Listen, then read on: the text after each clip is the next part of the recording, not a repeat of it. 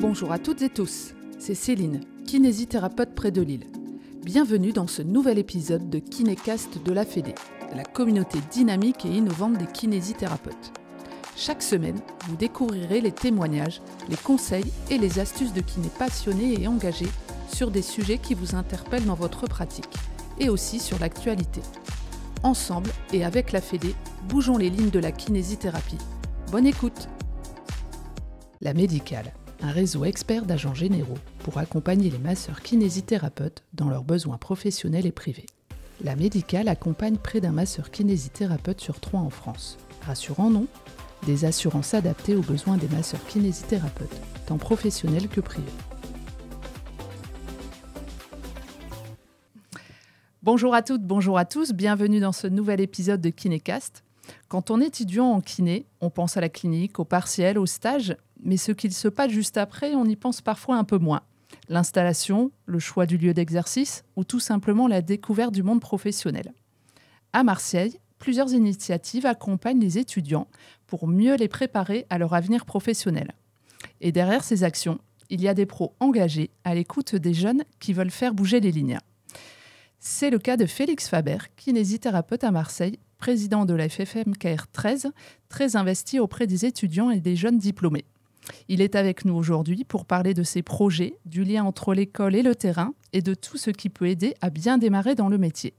Bonjour Félix et merci d'être avec nous. Bonjour Céline, merci pour l'invitation. C'est toujours un plaisir de venir participer à ces podcasts, à ces kinécasts. Eh bien, merci d'avoir accepté de participer à cet épisode. Alors Félix, la FFMKR 13 est très présente auprès des étudiants en kiné à Marseille. Comment ce lien s'est-il tissé justement entre la Fédé 13 et le bureau des étudiants ? Alors, de manière assez simple, on va refaire la chronologie sans être trop long dans les détails, mais de manière assez simple, comme un petit peu partout dans les zones dans lesquelles il y a des IFMK, les étudiants demandent assez régulièrement à toute forme de partenaire de pouvoir venir les assister, de pouvoir venir passer un coup de main. Donc, également sur des questions financières. Donc c'est vrai que par rapport à ça, les syndicats sont souvent sollicités par les BDE pour participer à des événements sportifs, à leur week-end d'intégration, à leur way, à leur week-end ski. Bon, ils ont besoin d'un petit peu d'argent pour financer tout ça, et ce qui peut parfaitement se comprendre. Depuis 2011, donc ça commence à remonter un petit peu maintenant, depuis 2011, on a choisi d'avoir une optique un petit peu différente et un prisme un peu différent avec les étudiants de l'école de kiné de Marseille, puisque suite à ce type de sollicitation-là, on a proposé un partenariat plus ambitieux, plus complet, plus étoffé, qui permet vraiment un accompagnement global dans la vie professionnelle, dans l'entrée dans la vie professionnelle, et qui rime bien avec nos missions syndicales en fin de compte. D'accord. Alors, quel est l'objectif justement que vous visez avec les étudiants ? Alors, on pourra faire également le parallèle avec ce qui est mis en place au niveau national par la FFMKR avec l'IFMK Tours, mais tout repose initialement sur des partenaires. Quand on rentre dans la vie professionnelle, on a des obligations d'assurance par exemple, avec la responsabilité civile professionnelle, on a des obligations ou des préférences du moins en termes de compte en banque, puisqu'il faut pouvoir donner un RIB à l'assurance maladie et pour rentrer dans la vie active et recevoir ses premiers règlements de soins, ses premières prestations de soins. Il y a également des prestations par rapport à de la comptabilité, par rapport à un logiciel métier, par rapport à une association de gestion agréée, même si la réalité est un peu moindre aujourd'hui sur l'évolution de ces structures. Mais ça fait beaucoup de partenaires qui doivent être présents autour du jeune kinésithérapeute qui rentre dans la vie active et qui donc l'accompagne au mieux dans ses débuts dans la vie professionnelle. Alors, l'une de vos grandes actions à la Fédé 13, c'est les ateliers d'installation. Est-ce que tu peux nous expliquer un petit peu comment ça se déroule ? Absolument. Alors tout a commencé, comme je l'indiquais, après qu'on se cherche un petit peu sur différentes conférences, sur des formats sur lesquels on proposait des explications, des sensibilisations auprès des futurs jeunes diplômés. Et puis on a essayé d'asseoir quelque chose d'un petit peu plus ambitieux, d'un peu plus complet, sur lequel on a donc fait appel initialement à plusieurs partenaires, comme je l'indiquais, qui sont le socle de ce partenariat, de ce dispositif, puisqu'en fait c'est un partenariat tripartite. C'est-à-dire que la FFMKR 13 est partenaire avec différents cœurs métiers, différents corps métiers. La FFMKR est partenaire avec le bureau des étudiants uniquement sur ce volet-là. On respecte parfaitement leur choix et leur volonté de ne pas être partisans en matière syndicale et en matière politique. Bon, c'est pas le cas, puisque Notre syndicat n'est non plus pas engagé politiquement ou autre, on respecte simplement la défense de la profession. Et donc on les encadre, on les accompagne vraiment dans ce dispositif sur l'entrée dans la vie active. Alors on a commencé par des conférences où on faisait intervenir l'assurance maladie. On a des bonnes relations avec la CPCAM 13, on a toujours collaboré de manière assez intelligente et ça nous a permis de mobiliser les représentants de la caisse pour déjà pouvoir toucher les étudiants un petit peu différemment. On a également toujours fait appel à des acteurs du monde libéral et du monde salarié pour pouvoir indiquer aux étudiants ce qu'ils pouvaient voir dans la vie professionnelle et la façon dont ça pouvait s'organiser. Donc on a commencé par des conférences, comment ça va se passer dans votre vie professionnelle, qu'est-ce qu'il faut faire, les obligations, les devoirs, les éléments. Et puis les étudiants nous ont dit, écoutez, ce que vous faites c'est très bien, mais finalement si vous pouvez aller encore un petit peu plus loin en nous mâchant le travail, ce serait encore mieux. Donc il y avait déjà beaucoup d'explications, mais on est allé encore plus loin en mettant un dispositif qui est en plusieurs phases, on va dire un petit peu en sillon. Donc dans un premier temps, on a des conférences, on a des after-work si on veut, des soirées qui sont dédiées à l'installation où on va expliquer concrètement comment ça se passe, quelles sont toutes les étapes et quelles sont les obligations pour s'installer dans la vie professionnelle.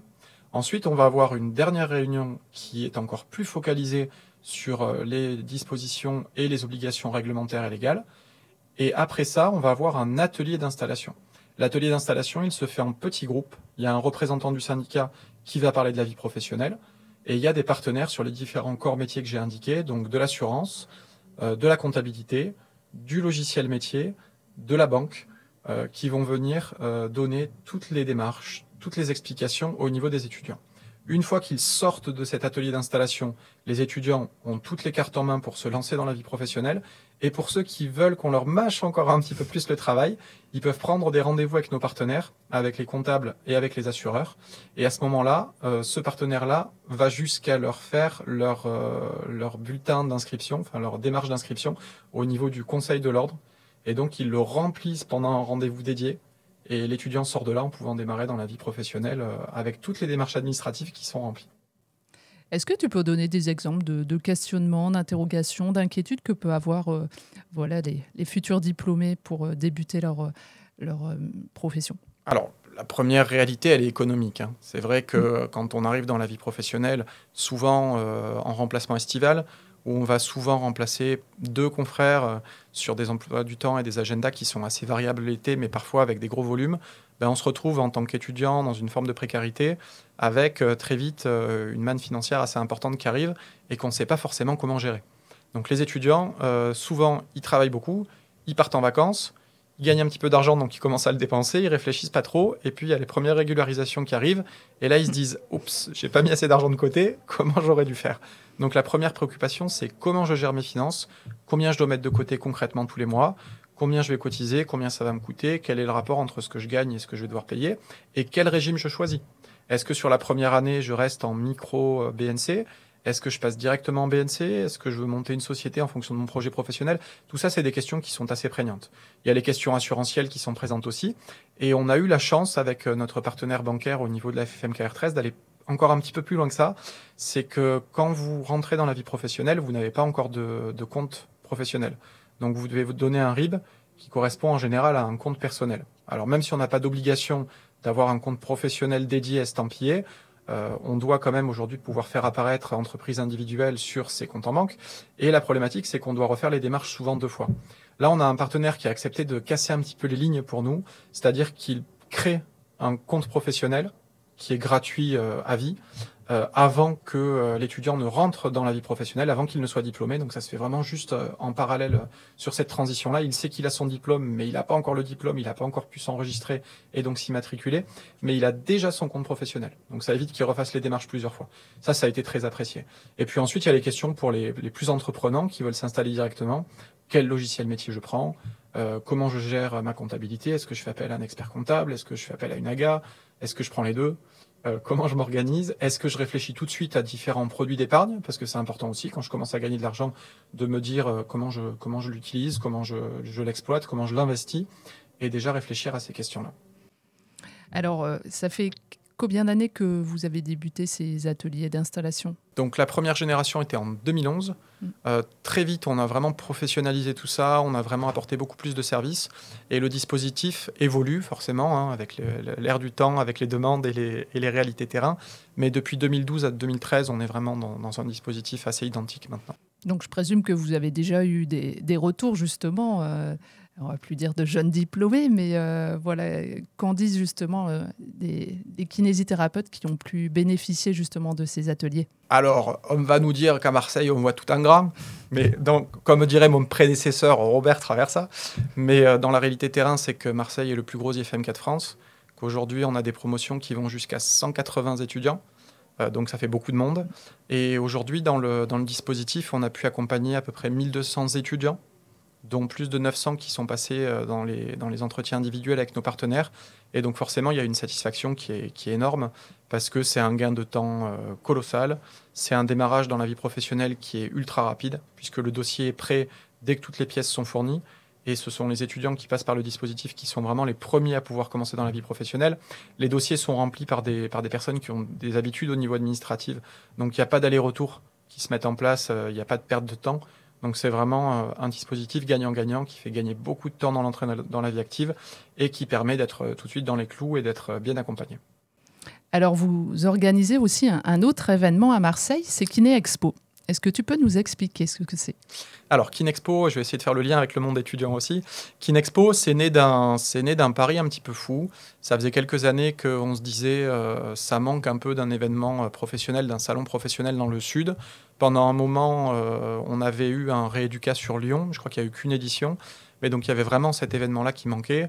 Ça fait quelques années maintenant, déjà avant le Covid, et puis ça s'est vraiment renforcé, que les gens sont plus frileux à aller sur la capitale.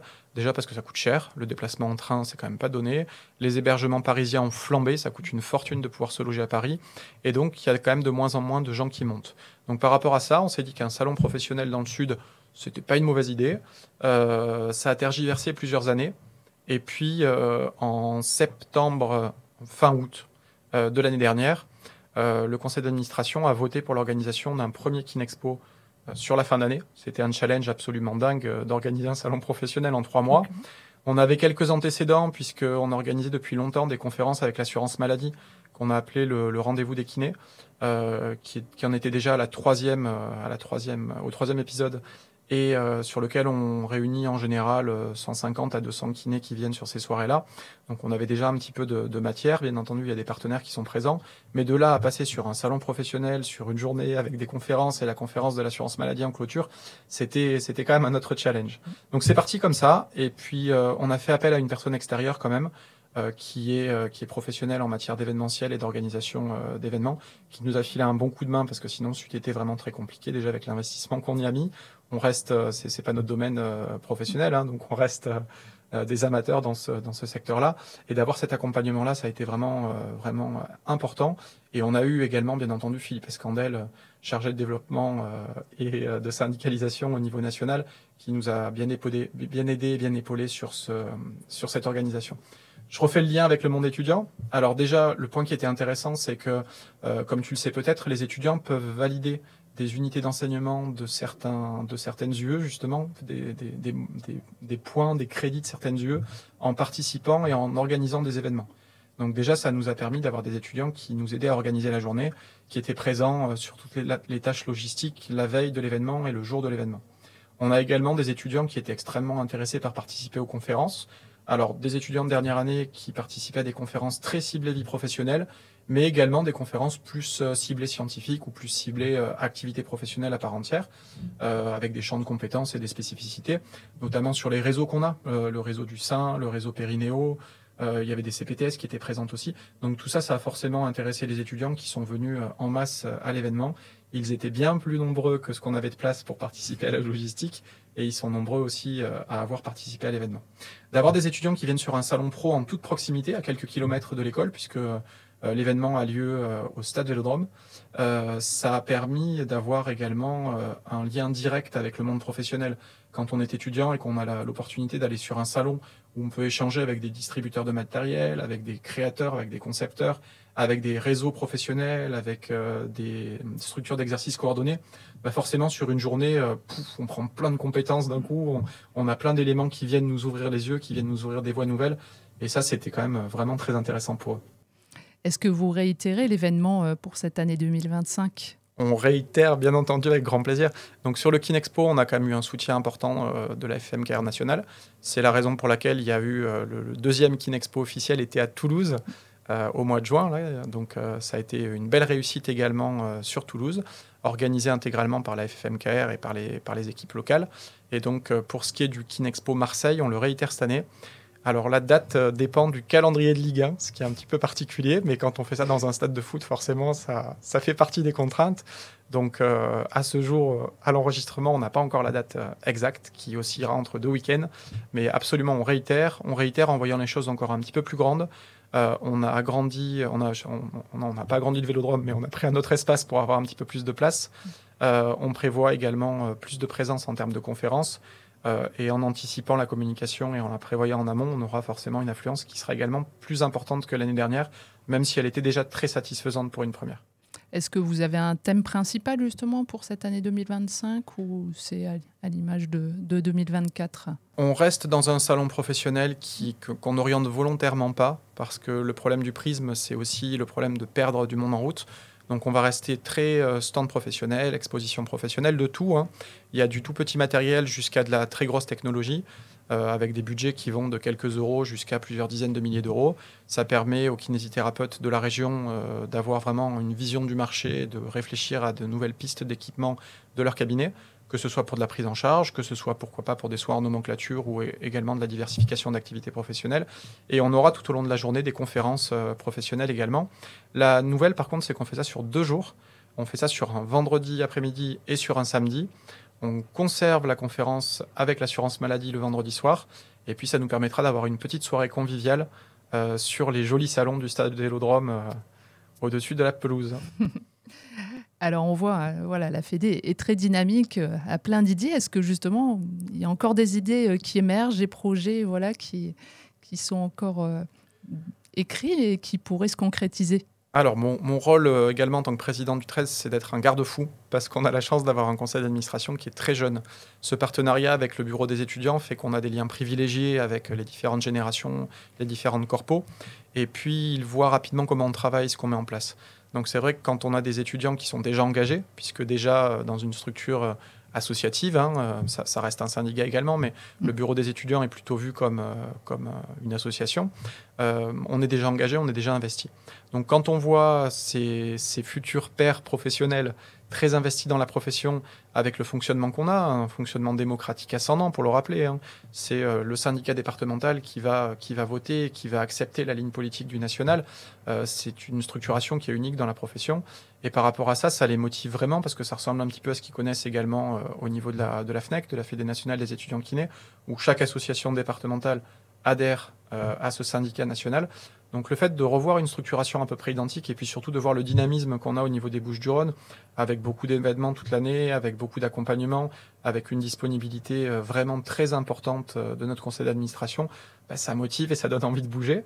Donc du fait d'avoir pas mal de jeunes au niveau du conseil d'administration, forcément il y a beaucoup d'idées, il y a beaucoup d'émulation. Et il faut arriver à cadrer, à canaliser un peu tout ça pour pas partir dans tous les sens et garder quelque chose qui soit réalisable. Bah justement, voilà, beaucoup de jeunes diplômés vous rejoignent. Pour ceux qui ne vous ont pas encore rejoint, qu'est-ce que tu leur dirais ? Alors, qu'est-ce que je leur dirais ? Dans un premier temps, on essaye d'organiser des after-work assez régulièrement. Le présentiel est devenu plus compliqué depuis le Covid. C'est vrai qu'il est plus difficile d'attirer du monde, il est plus difficile de faire sortir les gens de chez eux. Mais c'est vrai que de venir se renseigner régulièrement, de venir rester au fait de l'actualité, de venir assister à des échanges professionnels, déjà ça permet de rester à jour. Et surtout, ça permet d'avoir des informations qui sont réelles et qui sont cadrées. J'ai rien contre les influenceurs, hein, mais bien souvent, il y a des informations qui sont partielles ou erronées, qui sont diffusés par des influenceurs et du coup qui amènent les confrères dans des erreurs, les confrères et les consorts dans des erreurs, dans des situations qui parfois les mettent en porte-à-faux et parfois les mettent dans des situations déontologiques ou réglementaires qui sont border, voire qui sont conflictuelles. Donc à ce titre-là, de venir chercher des informations régulières, récurrentes, c'est quand même assez important. Le faire des cours d'afterwork sur lesquels on peut partager un apéritif dînatoire et également aborder d'autres sujets, c'est un des meilleurs endroits pour avoir des informations à nouveau qui soient claires et qui soient confirmées et certifiées, hein. Et puis après, on vient de refaire intégralement notre charte graphique et notre site internet au niveau de la FFMKR13 et on va réattaquer sur pas mal de communications. Alors il est vrai qu'au niveau national, il y a déjà énormément de communications qui sont descendantes, mais souvent les kinés ne savent pas encore où chercher ou avoir des supports. Donc là, on a vraiment voulu faire quelque chose de très vitrine, très ciblé pour permettre à tous les kinés de notre département d'avoir des informations régulières et récurrentes. Donc qu'ils nous rejoignent, qu'ils soient également force de proposition par rapport à leurs problématiques qui vont forcément servir aussi à d'autres. Donc voilà, donc pour retrouver tout justement les dates de vos actualités, les dernières informations, vous avez votre site web. On a le site qui vient d'être intégralement refait. On a tous les réseaux sociaux habituels, Facebook, Instagram, LinkedIn. Donc il y a vraiment beaucoup de canaux et beaucoup de moteurs d'information qui vous permettent de trouver les informations officielles du syndicat, sur lesquelles on relaie également, bien entendu, les informations du national. Eh bien, merci Félix pour tous ces renseignements. Bravo au dynamisme de la Fédé 13. Et puis, bien sûr, on vous suivra justement donc, sur les réseaux sociaux. Et puis, on ne manquera pas de chercher, de regarder la date de Kiné Expo. Merci Céline. Sans un collectif fort, on n'avance pas beaucoup. Donc c'est vraiment au niveau de l'équipe et du conseil d'administration qu'on va un petit peu dédier ce podcast-là. On ne peut pas avoir tout le monde autour de la table, encore que ce serait amusant. Oui, mais à 15, ça commence à faire beaucoup de monde, avec des âges différents et vraiment un beau dynamisme. Mais c'est vraiment une équipe, et s'il y a un mot de la fin, si je peux me le permettre ainsi, sans une équipe forte et structurée, on n'avance pas. Donc c'est vraiment une grosse félicitation et un gros remerciement à toute l'équipe du 13 qui permet d'avoir ce dynamisme. Merci d'avoir été leur porte-voix. Au revoir Félix. Bonne journée, merci. Merci. Merci de nous avoir écoutés. On espère que cet épisode vous a plu. Si c'est le cas, je vous invite à laisser un avis sur votre plateforme d'écoute préférée et à partager l'épisode autour de vous. N'hésitez pas également à nous dire quel sujet vous aimeriez que l'on aborde dans les prochains épisodes et quels invités vous souhaiteriez écouter. Pour ça, dites-le nous en commentaire. N'oubliez pas de nous suivre sur les réseaux sociaux et de visiter le site web de la FFMKR pour rester informé des dernières actualités et des événements à venir. Votre soutien et votre engagement sont essentiels pour faire avancer notre profession. La Médicale, un réseau expert d'agents généraux pour accompagner les masseurs kinésithérapeutes dans leurs besoins professionnels et privés. La Médicale accompagne près d'un masseur kinésithérapeute sur 3 en France. Rassurant non ? Des assurances adaptées aux besoins des masseurs kinésithérapeutes, tant professionnels que privés.